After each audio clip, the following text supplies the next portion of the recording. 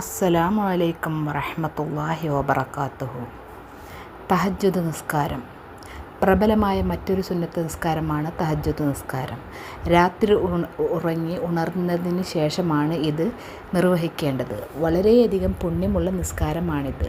തഹജ്ജുദ് നിസ്കാരത്തിൻ്റെ പ്രാധാന്യം വിവരിക്കുന്ന ഒട്ടേറെ ഹദീസുകൾ റിപ്പോർട്ട് ചെയ്യപ്പെട്ടിട്ടുണ്ട് എന്ന് മാത്രമല്ല, വിശുദ്ധ ഖുർആൻ തന്നെ തഹജ്ജുദ് നിസ്കരിക്കാൻ ഉപദേശിച്ചിട്ടുണ്ട്. 17-ാം സൂറത്തിലെ 78-ാം വാക്യം ശ്രദ്ധിക്കുക.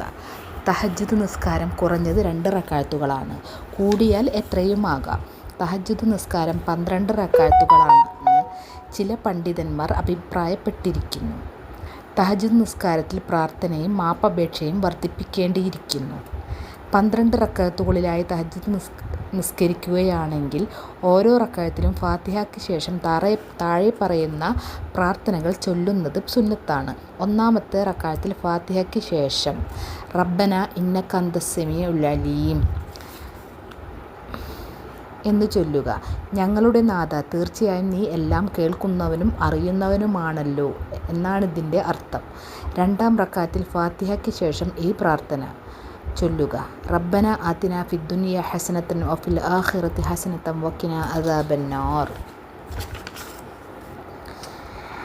ഞങ്ങളുടെ നാഥ, ഇഹലോകത്തും പരലോകത്തും ഞങ്ങൾക്ക് നീ നന്മ പ്രദാനം ചെയ്യുകയും നരകശിക്ഷയിൽ നിന്നും ഞങ്ങളെ കാത്തുരക്ഷിക്കുകയും ചെയ്യണമേ.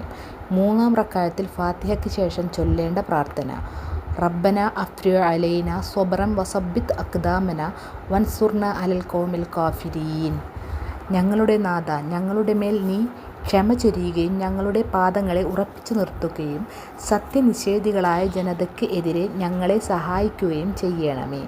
4-ാം റക്അത്തിൽ ഫാത്തിഹയ്ക്ക് ശേഷം ചൊല്ലേണ്ട പ്രാർത്ഥന റബ്ബന ലാ തുആഖിദ്നാ ബഅദ ഇദ് ഹദൈതനാ വഹബ് ലനാ മിൻ ലദുൻക റഹ്മതൻ ഇന്നക അൻതൽ വഹ്ഹാബ്.